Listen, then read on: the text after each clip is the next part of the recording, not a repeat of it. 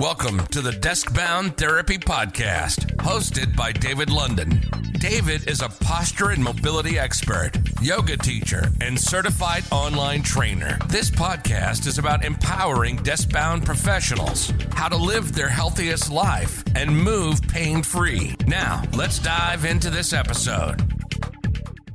A bird sitting on a tree is never afraid of the branch breaking because its trust is not in the branch, but on its own wings.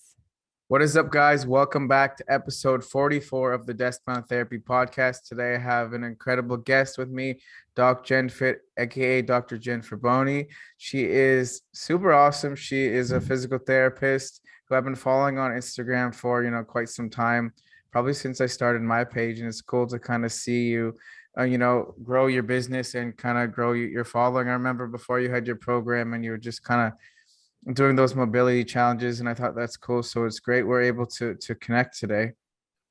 Yeah, thank you for having me here. I'm honored.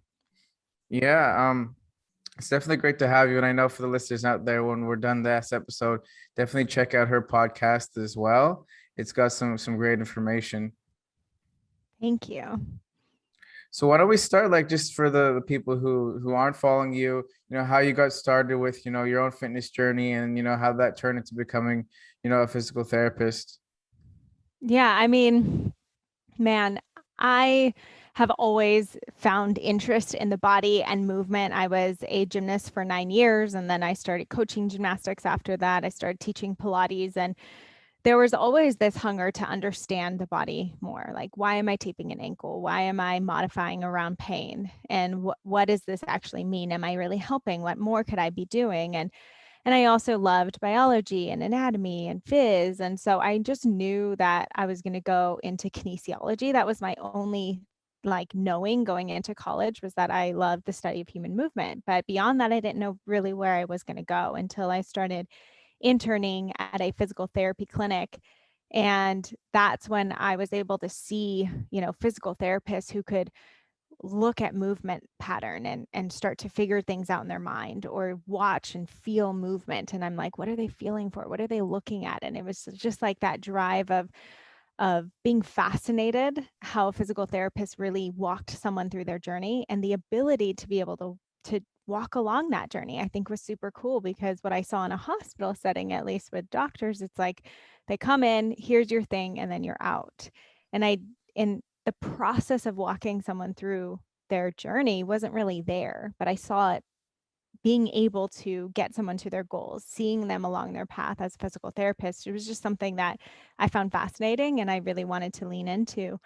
And I started my Instagram, when I was still in school, and by accident it started to grow through the calisthenic journey. And once I graduated, I changed my name to Doc Jen Fit and took a chance educating on what I knew to be true at that time. And it's transformed and it's changed. And it's cool to be able to not only reach people in person as a physical therapist, but now to be able to do that on such a broader aspect and hopefully help so many more people is such a gift that I really am just trying to lean into as much as possible. Yeah, and I think it's interesting how you can, online rehab is becoming such a bigger thing because of social media. I know you're releasing your new app, and then there's a ton of other people who are doing online rehab.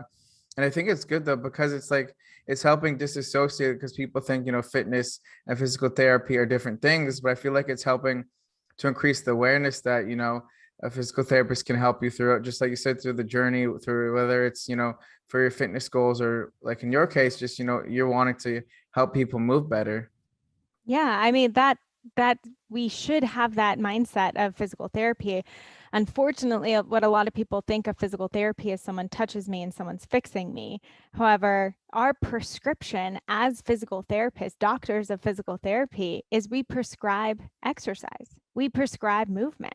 So if the mindset should be switched to, oh, my physical therapist is helping me get back to moving differently. My physical therapist is giving me exercises. And so the ability to be able to do that online, yes, we're not diagnosing, so we're not acting as a doctor of physical therapy online. However, to be able to get someone to move, that's literally our prescription. So I hope that the mindset behind clinicians and even what chiropractors do starts to change. We shouldn't rely on someone else to fix us because no one else can do that job. We have to do it on our own.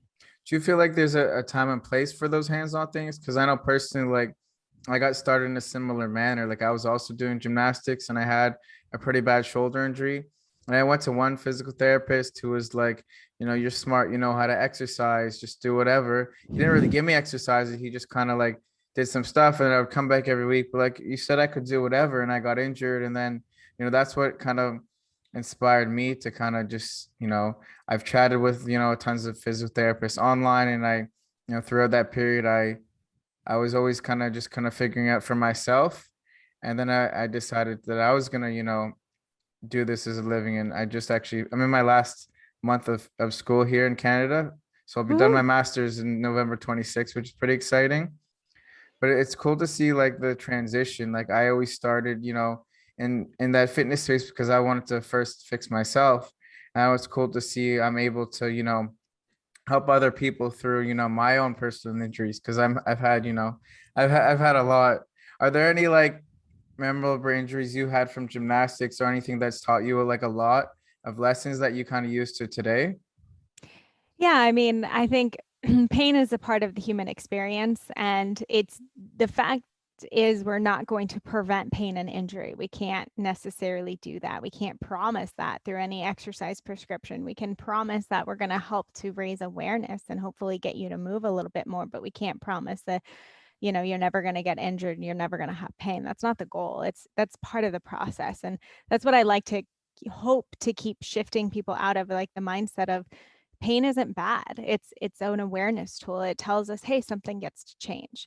Or if injury happens, oh, maybe I was doing something, I was neglecting something of adding in and I ended up getting injured. We never know. So I definitely have been injured through my gymnastics career as well.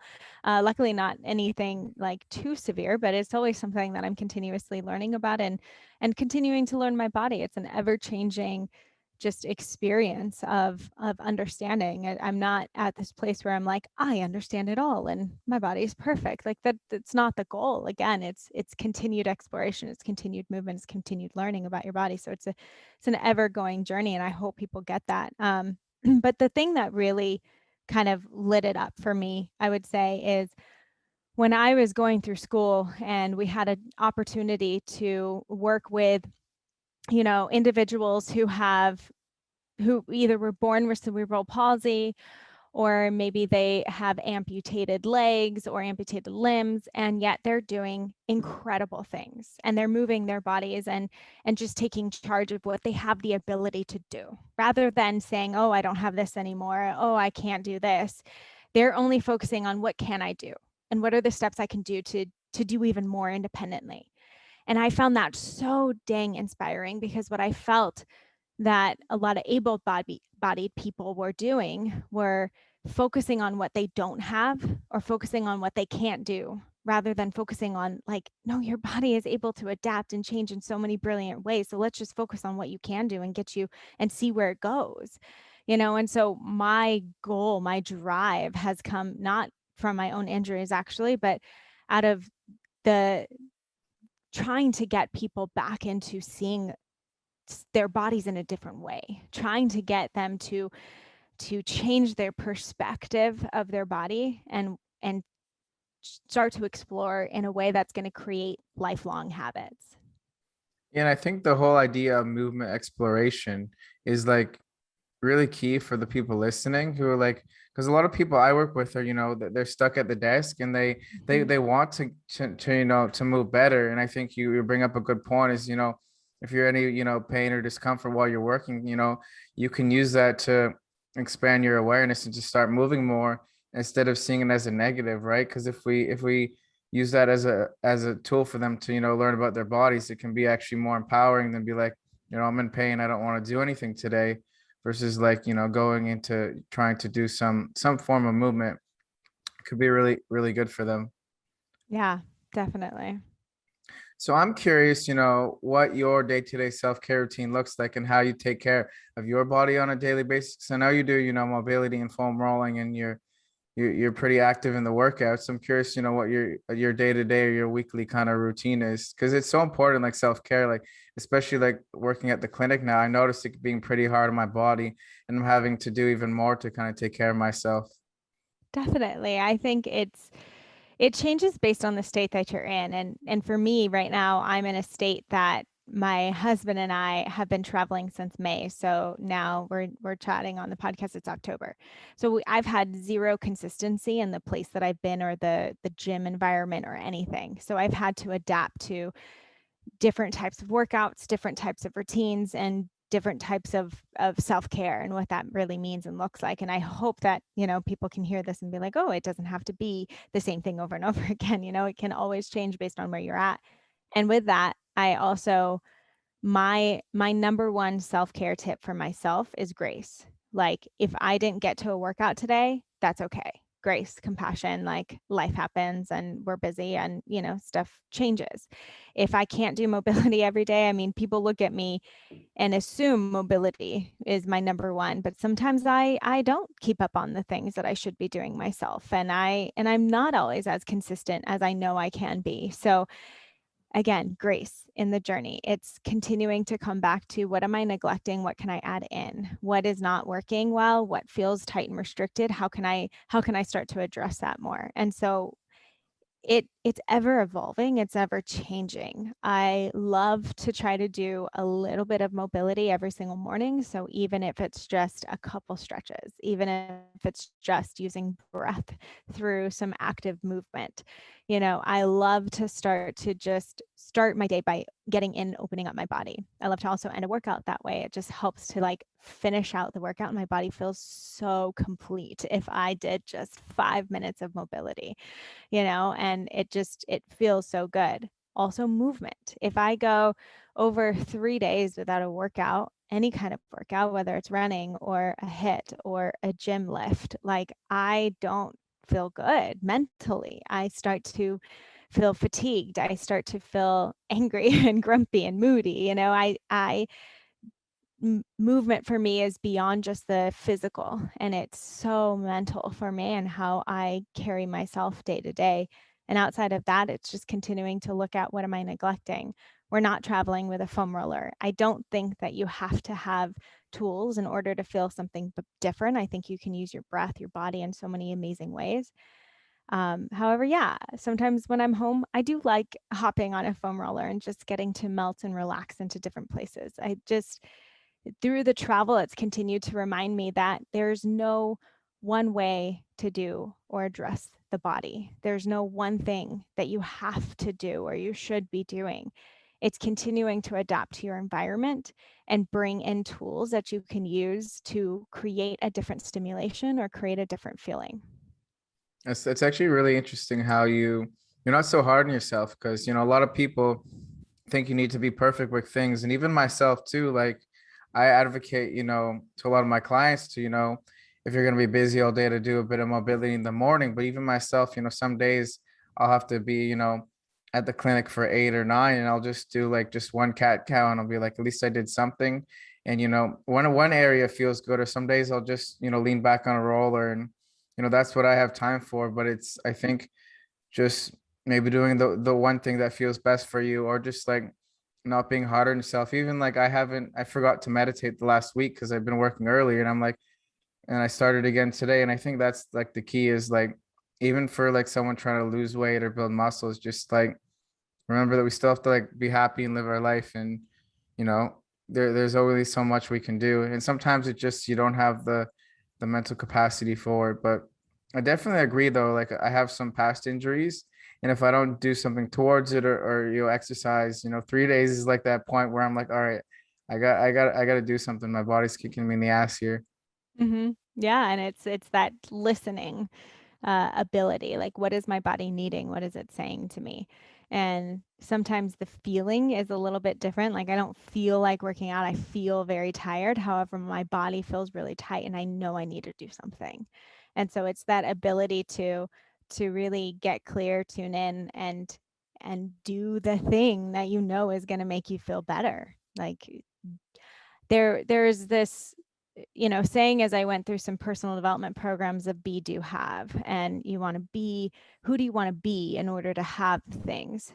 And lately I've been switching the do and the be. Like, yes, you want to be this person who's pain-free, you want to be someone who's healthy, but what are you going to actually do in order to take those steps? Like, you have to put in the practice, you have to put in the things that feel uncomfortable sometimes, that don't feel good, in order to start being that healthy person, being that person out of pain, being whoever it is that you want to become, in order to have that pain-free life, like whatever that is, we have to do the steps. And so I always focus on little attainable goals of what I can do in order to be the person that I really want to step into, in order to have the things that, might be more superficial or I think is the ultimate goal. I always am focusing on the do in order to be.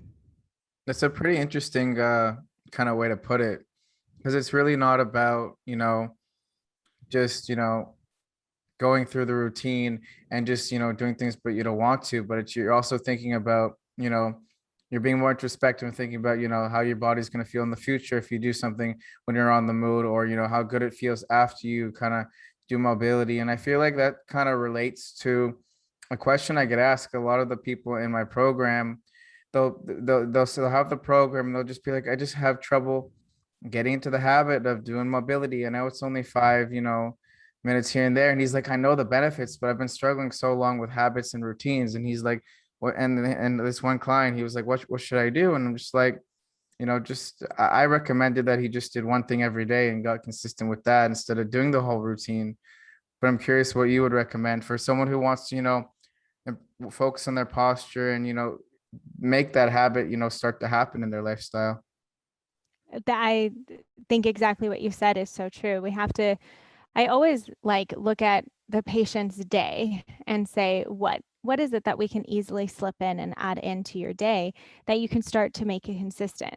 I don't like when therapists blame a patient on not doing their exercises. Well, did you look at their day and how their stress levels are, and what would really be applicable what Applicable. would really be and attainable for them to be able to do every single day? And so that's where I say, well, okay, do you drive? Are you in a car on your way to work? Can you sit back into your chair and do some chin tucks as you're in the car? Can that be the reminder of like, okay, before I turn on the music or before I do this, I'm going to do this, because I know in order to listen to my music or call my friend, I got to do my exercises real quick. I'm already in the car. I'm going to do this. And then I'm going to, listen to the music or relax or whatever. Like, maybe that's the cue that you need.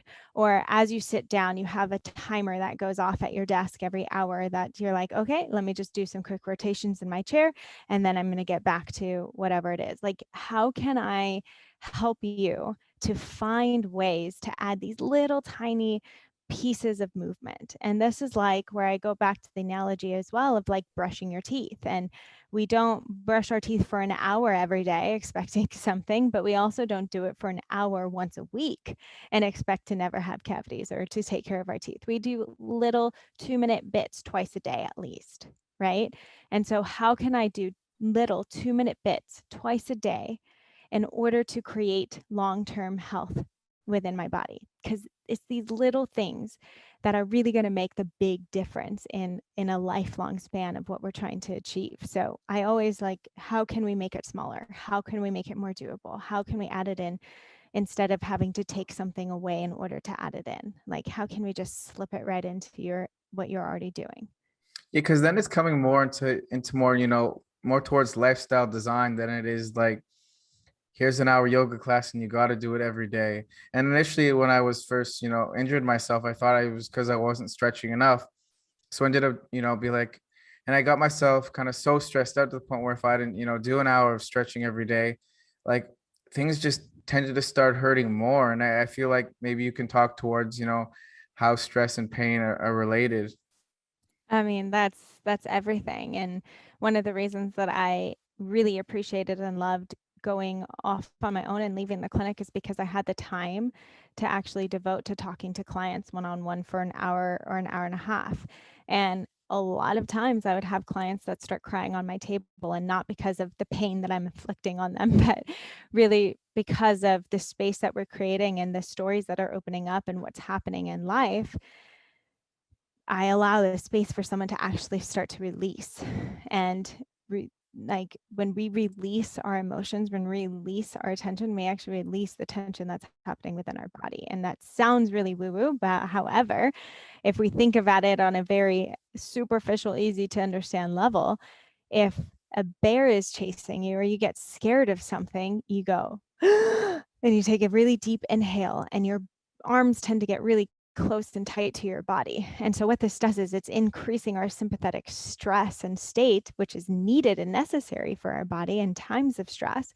However, our body also goes into a protective mode, and it gets really tight because we're, again, trying to protect itself.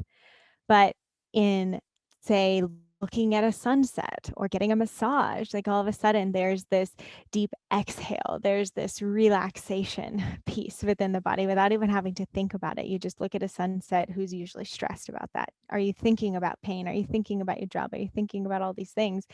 Hopefully not. And you're able to actually exhale. But when we're running through day-to-day life, and there's kids we have to pick up and work we have to get done and a boss who's mad and this is due and whatever ends up happening, and all these little stressors end up building on each other, all of a sudden we're in this bear is chasing me and I'm super tight and protected. And what this does is it puts our body automatically on tension, because your brain doesn't know the difference between literally a bear chasing you or you're just incredibly stressed out. And so you're in this sympathetic state without even meaning to be.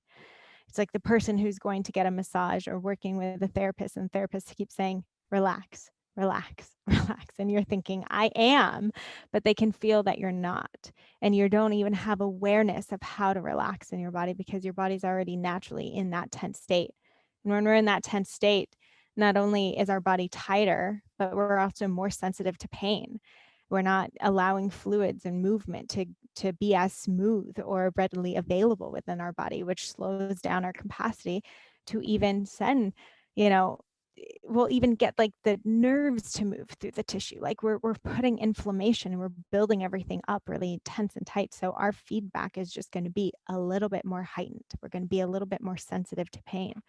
But when we can switch that and put conscious efforts in those times of stress to try to get back into that rest, relax, digest system, that staring at a sunset, that being in a massage, when we can get back and flip that switch within our body, we can start to relieve tension naturally without having to knuckle it out, because we can't really knuckle out stress. Like we need to literally switch the states in our body to that relaxed state in order to release tension. We don't release tension manually, we relax tension. And until we learn the difference between the two, it's going to be really hard to improve mobility and get out of pain. So what are some ways that you would, relax tension versus like release it? Like is mindfulness and meditation something you talk about with your patients, or is there something else or other strategies you would do to release? Because I really like that, the way you explained it. I sometimes I stay away from the words meditation or mindfulness unless this person is already doing it or they're Right. open. We talk about it.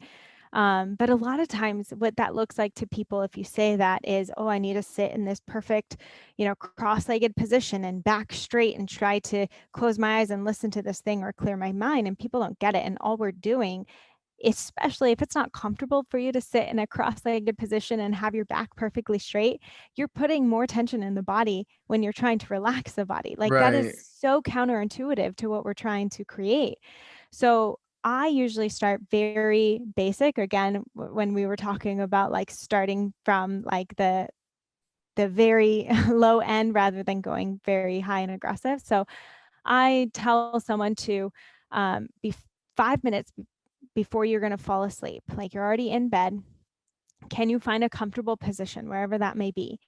And can you place your hands on your low rib cage? So I don't do the hand on the chest, hand on the belly, because a lot of times people still are not getting that diaphragm release with that rib cage expansion. So whether that's hugging the body and just wrapping the hands around the sides of the rib cage, or just placing the hands on the sides of the rib cage, like you're putting your hands on your hips, but you're putting them a little bit higher. And then I say, can you just breathing through your nose, take a 2 to 4 second inhale, hold it for about 1 to 2 seconds, and then take an even longer exhale, maybe 4 to 6 seconds or 8 seconds even, maybe holding it at the bottom for a second or two, and then going back into that. And can you give me 10 breaths before you fall asleep?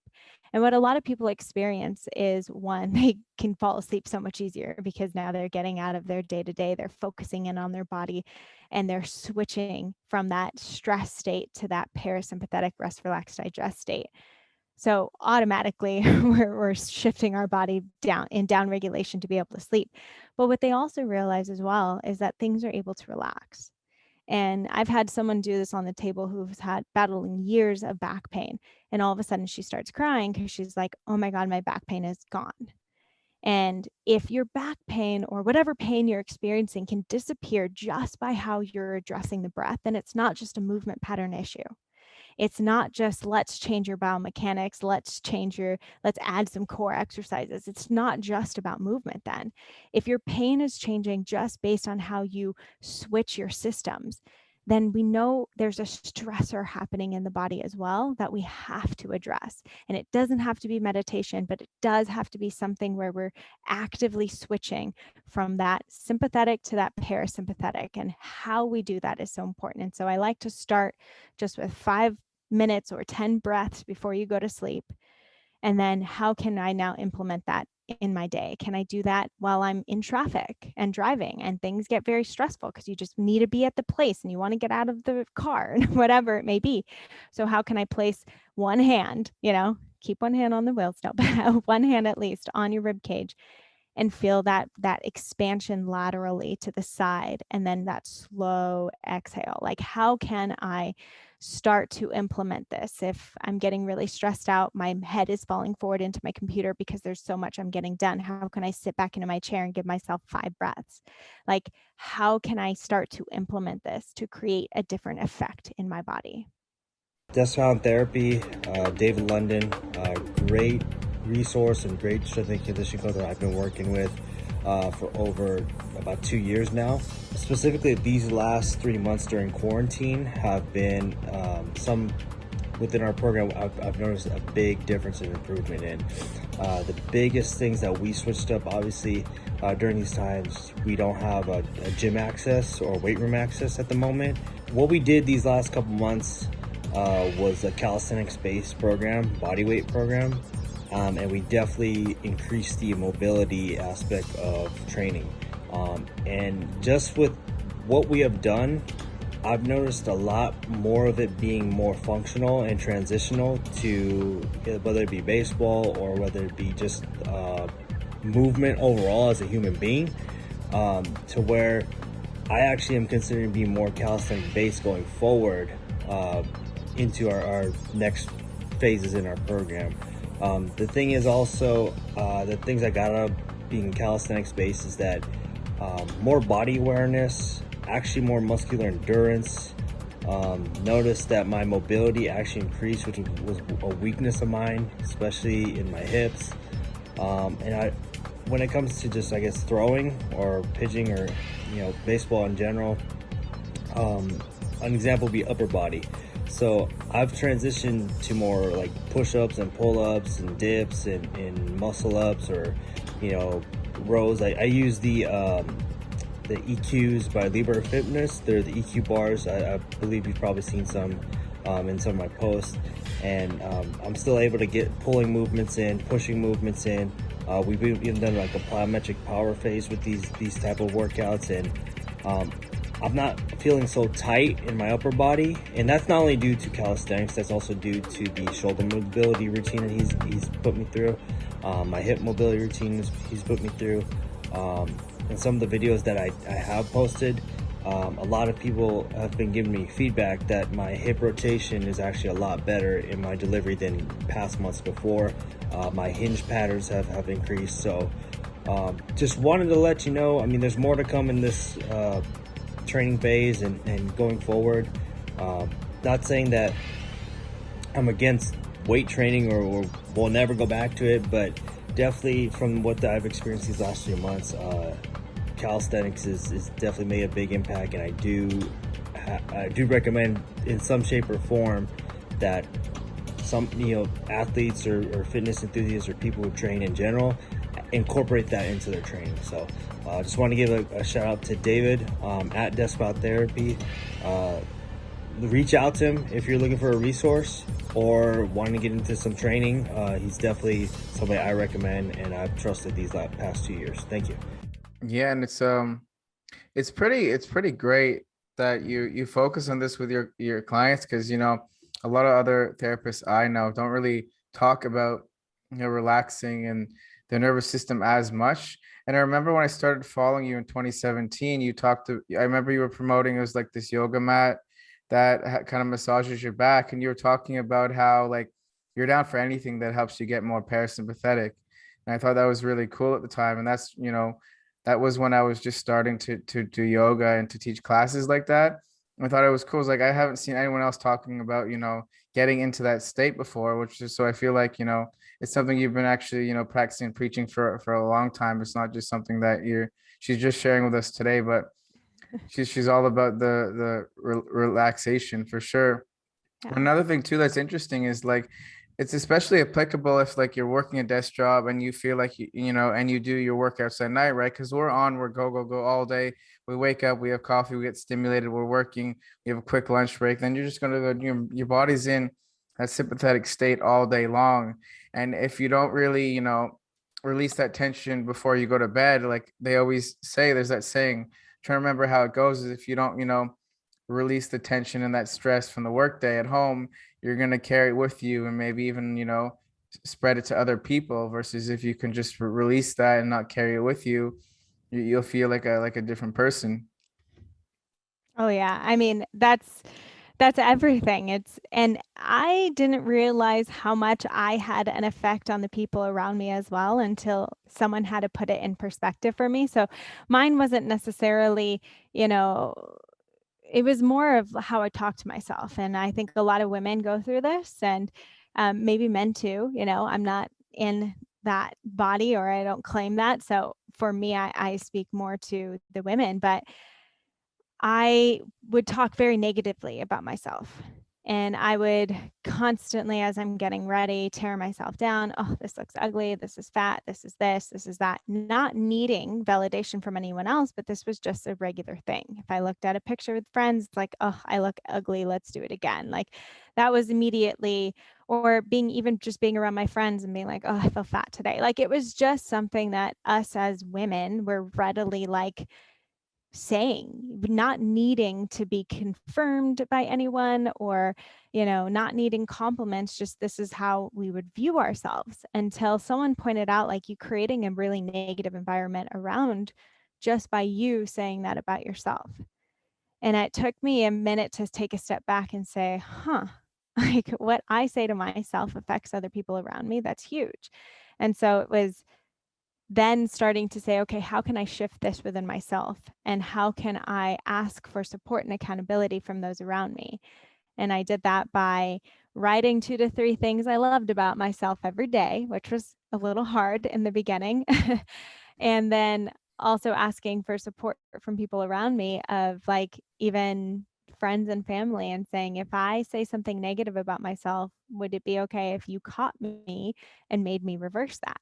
And if you don't mind, I'm going to hold you to the same standard. If you say anything, negative about yourself, or what I perceive to be negative, do you mind if I stop you and I'll make you reverse that? And it created such an incredible support. And now it's more of like, we're able to compliment ourselves in front of each other, and it's not seen as something braggy or boasting. It is something of like, yes, you're living into your fullest you, and you're showing other people that that's possible and that's okay. And so it's taken a while, but it's been like how you treat yourself, what you do really has an effect on everyone around you. Yeah, and that's quite interesting how you related your personal experience with like your with yourself and your negative self-talk to, just relaxing more and just like getting through that. It's the same thing as there was that daily practice you did that allowed you to release the stress in your body versus Mm-hmm. someone else, for example, like maybe they just like, something I do is foam rolling for me is relaxing. So, well, I'll just do a little bit at night and before I go to sleep because I find it's like that's what gets me into that relaxed state. Like usually my go-to routine is the last week is listening to some John Mayer and some foam rolling. It's been pretty relaxing recently.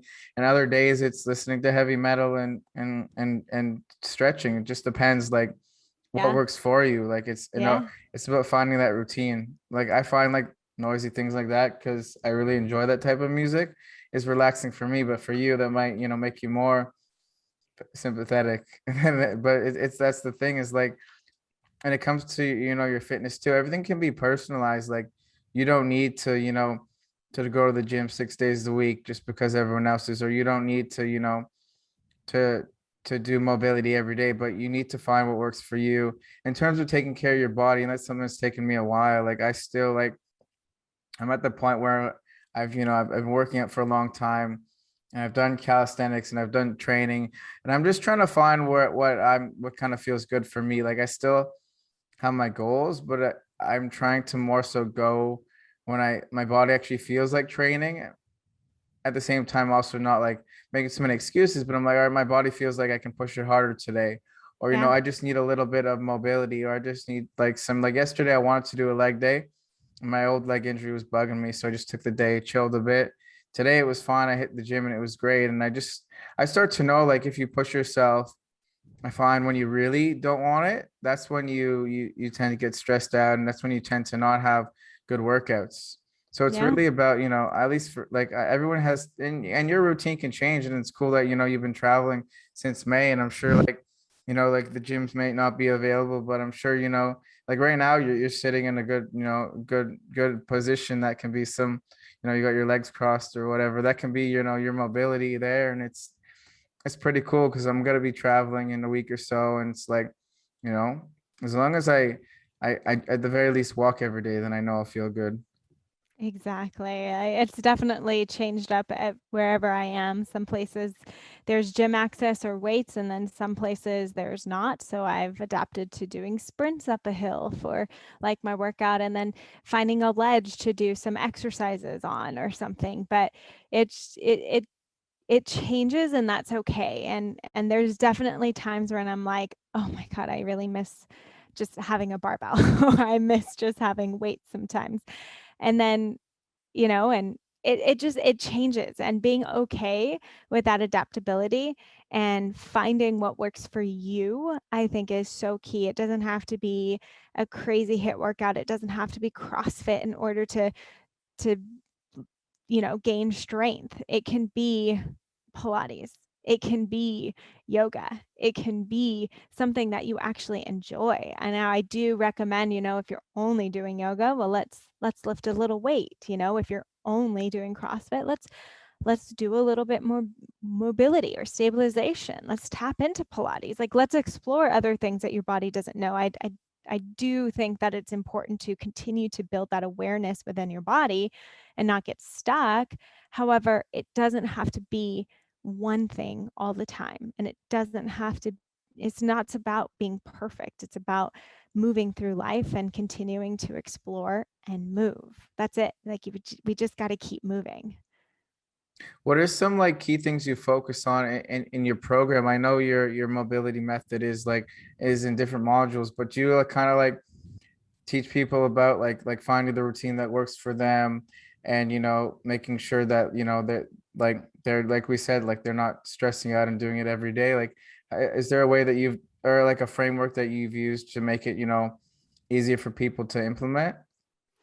Yeah, so the mobility method is really just that. It's just about mobility, and it's just about finding the restrictions that are within your individual body that are needed for you. And so I created it in a way. At first, I didn't even have a self-assessment. It was just broken into modules like, oh, where do you feel tightest? Like go into those areas. And then when I started to hear feedback that people don't know where they're tightest, they don't know where they're restricted, Yeah, that's so when I true. added that's when I added the self-assessment. So I added a 23 movement self-assessment, very generalized, in order to just start to explore it. Like, oh, I didn't know my hip didn't move in rotation this direction, or I didn't know that my big toe was supposed to have this much mobility, you know? And so we just go through like a little self-assessment, and based on self-assessment, here are the 3 to 5 exercises that can help. And not that you need to do 3 to 5 exercises, but there's different ones that can help. And so you have to explore those and see which one feels most restricted and when you can add that into life. And so it is, what's hard for people is that I create programs that are like, here are the tools, but you got to understand when you can implement them into your life. And it's really hard for me to say, here's your 12-week mobility plan that's going to work across the board for everyone, because I don't know that it's going to. I don't know that that's what you need if that's not where you're restricted. And so we're finding the balance in that now. So I have the mobility method. I have the optimal body, which goes into more core strength, muscle activations, corrective, all that kind of stuff. But still, that's more of like, here's your toolbox. Do what you need, right? Because that's how I've built programs, because everyone is individual and it depends and da, da, da. Well, as we're launching a new app or platform altogether. And so we're going to create more structure for people. We're going to create more calendars and more things for people to follow. But I even say, before those even start, like, listen, you might run into an exercise or a routine that you're like, I don't need this. Why is this in here? Because you don't need it for your body, you know, and that's okay. Like, you can throw that out. It's just like any educational class that you take, no matter what field you're in, there's going to be things that work and things that don't work. We don't usually take everything as, you know, the gospel every single time that we take a course. We usually like, oh, this works for me. That doesn't really work for me. You take what works, you leave what doesn't. And then you start to get to know your body even more that way. And so we're transforming the programs into all aspects. I don't like to just be mobility, because there's so much more to life than just, you know, finding mobility. There's so much more. And so we're combining everything that I've taught, and we're putting it together and packaging it in a way that allows people to easily follow it, but still within that guided, you know, calendar, within that guided routine, you still find what you need for you, and you implement that more than the things that you don't need. Yeah, and I think that's the big takeaway, and it's similar for the people I work with. Is we're always trying to find what their body responds best to, right? And like, there's 100 different things you can do for your thoracic mobility, but it's really about finding the one that gives you the nice relief. Like it's really that. It's like go through a program, and just kind of use it as a tool to learn. Like, or even just if you go to a yoga class once a week, like, instead of just like going through the motions with it, like actually think what each thing is doing and trying to see which of those felt best for you. And that's where I learned a lot, is in like my years doing and teaching yoga, is just kind of like seeing what things felt best in my body, and then taking the best of what I've done and teaching in the classes, and like educating people too. Like, and a lot of traditional yoga classes, you'll just kind of go through the routine, but I kind of, the way I sequence things, like while people are in the yin poses, I'm always like trying to educate them. And that's where I've heard people are like coming back for us, because they're like, oh, I learn a lot in your class and I tell my friends about it, which is cool. And then, we can share the benefits with lots of people. And the same thing, That's like, huge. yeah, it's pretty great. Like, and it's pretty great. You can just kind of like try things out. Like, Jen has a lot of stretches and mobility stuff. I have a lot of stuff, find what works for you and stick to that long term is, I think, the big thing we're getting to today. But like, also not fixating, like, you have, for example, you have back pain, doesn't mean you need to associate your identity, like, oh, I have back pain. Just like, just don't let that stress you out, and just keep doing what you enjoy, is like the big takeaway I've gotten today. And I know you're still super active in your gymnastic stuff and doing handstands, which is pretty cool. I mean, that's my meditation. You Yeah. talk about what calms you down. You like heavy metal music or something, like that. I like being upside down. Like, if someone tells me to sit in, a cross-legged position and try to back straight meditate, I will feel better being upside down and relaxing that way. Like, it's different things for different people. I actually set the intention like yesterday. I was like, all right, I'm gonna next 2 months get my handstand back, and I was like, Ooh. that's my goal. I did it for a while, and sometimes after gymnastics, you're like, all right, I've done this enough. I don't want to do it. I'm like, all right, I'm gonna work on it. I found it true the same. It is kind of meditative because you'd be up there, all you're focusing on is the core and the breath, and Yeah. just trying to like just try to breathe and relax and stay as one. And just like as soon as your mind slips, then you're out. So Yeah. it's actually quite a good drill in terms of like just moving better and just doing something that you like. Yeah, and moving out of your stressors, the day to day, like that's what it's like, what shifts your focus, what can turn you internal rather than focusing on the external, I think is so huge. Yeah, for sure. And I'm curious, like when you are going to train, do you find like that style, like body weight and gymnastic stuff, like generally like more like you feel like you're in your zone versus like I know you mentioned sometime you'll go and you'll do some weights. Do you find that like less taxing on the body because it's what makes you feel the best versus like going to do barbell stuff all the time? I mean, for me, I like mixing it up. Like, Right I on. love 30-minute, like, quick hit workouts that just feel like exhausting and sweaty and powerful all at the same time, that don't require a lot of weight. I also love slowing it down and really focusing on form and intention and lifting heavier and seeing how I can push myself in that way. I also love just breathing and flowing through postures and positions, whether it's in a yoga class or doing my own mobility flow. So it's like, I think, it's where you drive your intention is where you get to focus, and exploring what your body has the capacity to do is something that I love to continue to explore. That's why I got into calisthenics. That's why I got into acro yoga. That's why I got into learning salsa even. Like, it's what can my body do? How can I expand the ability of what my body has available? And how can I feel powerful and new and refreshed and learn new things within that? Like, lifting heavy is so incredibly powerful and eye-opening and amazing. And though it's super taxing in a different way, even though you might not be sweating, you might not be as taxing as a hit workout, it's so powerful for what you do for your body. So I think continuing to be open to exploring different movement and doing it with people that empower you and motivate you is the most important thing. How much do you feel like having that variety? It sounds like you really listen to what your body wants to do on a given day. How do you feel that has like contributed towards injury prevention? Because you're not necessarily going to have a lot of overuse injuries because you're not like doing like heavy squats and deadlifts 3 times a week, or you're not just doing high impact hit kind of stuff.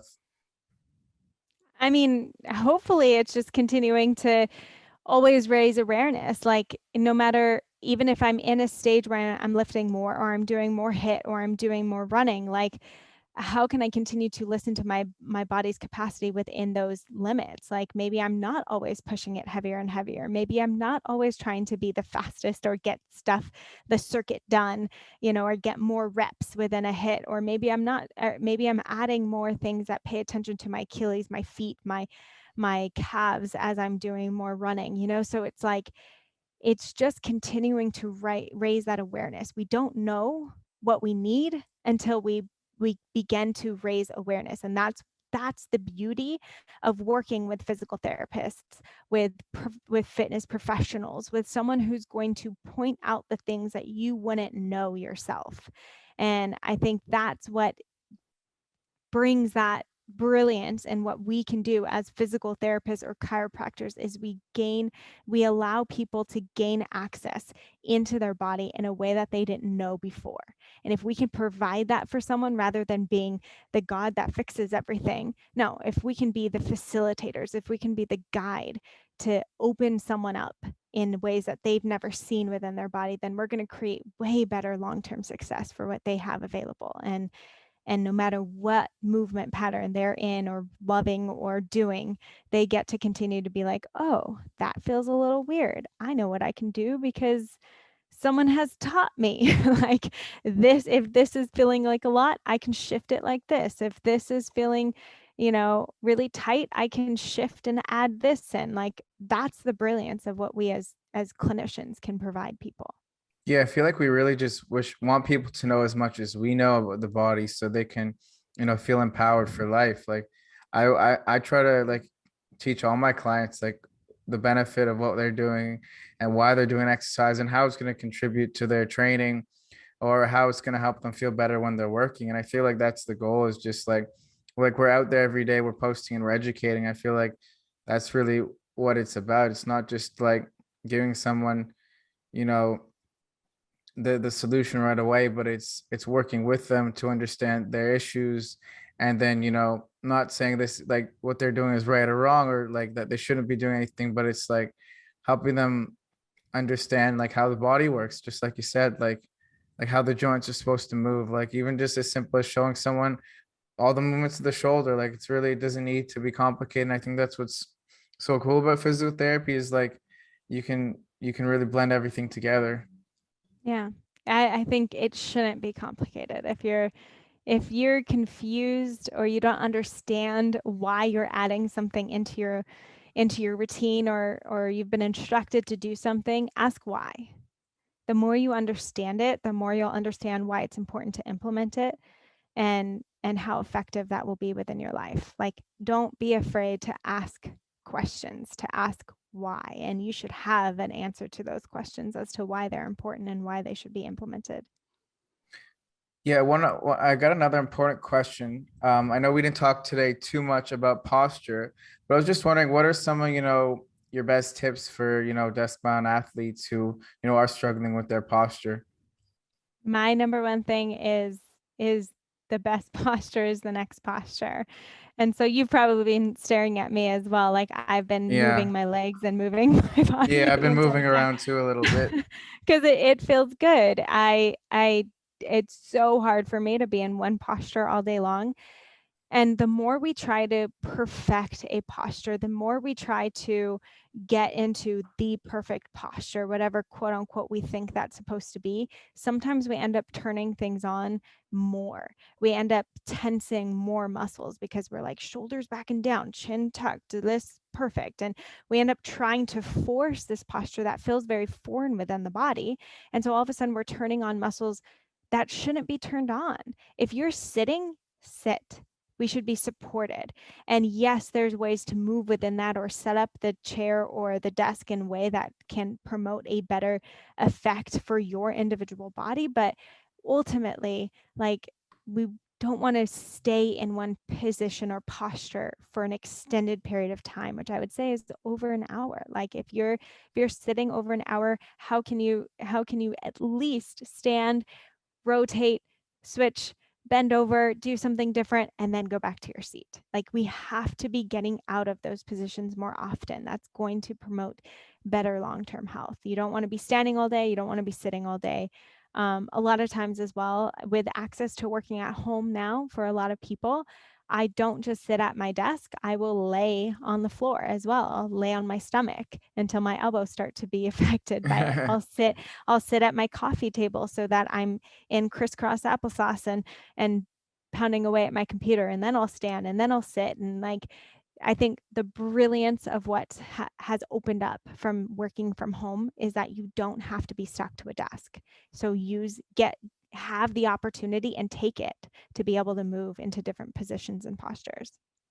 Yeah, and I feel like we have a very similar approach to that, and especially like the stuff we've talked about today. And I see on your pages, you focus a lot on, just teaching people as a way to move better, to kind of facilitate better posture. Because it's really not about, it's, yeah, like, yes, you should be able to like have a comfortable position that you can, be in at rest, but also being able to like move in and out. Like, can you have good posture, but I want to see, can you do, back bends, can you do folds? Like, I think it's more so teaching you to, improve your movement capacity will allow your body to define its position of comfort. Oh yeah, that's everything. It's the takeaway message, guys. I love that. Yeah, it's been really great to chat with you. Let if you could just let the followers know like how they can, connect with you on Instagram or your website, or how they can learn more about your new app, that would be amazing. We'll have it in the show notes below too. Yeah. So right now we only have the wait list open for the platform. First, we're calling it a platform because it's online website first, then the app, then Android. Those are the steps that we're taking to make sure that it's the best it can be by the time it releases onto the phone. But it's going to be so freaking awesome. So please get into the app waitlist. That is just gen.health, like no .com, no nothing else, just gen.health. Super easy. But everything else you can find on my Instagram, my website, my YouTube, everything is DocGenFit. If you just look up DocGenFit, you'll find website, Instagram, Facebook, YouTube, TikTok, like all the places is DocGenFit. And then our podcast is called The Optimal Body Podcast. Yeah, I'm checking out the website right now. It looks like I like the mock-up. It looks cool. Self-assessments and whatnot. So that's exciting. Do you know when it's going to open up for those people on the wait list? We're actually like just dropping out like little by little. So we should be letting our first 50 people, which could be at random, first 50 people in November to start, and then we're going to open it up to about 500, and then we're going to open it up to 1,000, and then we're going to slowly just start to implement it out that way. You want to be one of the first in, because we're going to obviously play with pricing a little bit, so you get first access into the lower prices, and really just seeing the platform at its rawest and how we're continuing to build and make it the best it can be, so it really helps as many people as we can. Awesome. Well, guys, definitely check that out. I know I'm gonna check out the website. It's pretty cool, and we'll have that in the show notes below. It was so great connecting with you, and it's crazy. I was just looking at our conversation on Instagram, and I first messaged you in 2017 when I was saying I'm trying to get into physio school, and you're like, awesome, congrats, good luck. And this was pretty cool. It's 2021 now, almost 2022, which is time flies, and hopefully we can collaborate further on social media. But it was great having you, and best of luck with your Gen app. Thank you so much. Thanks for having me.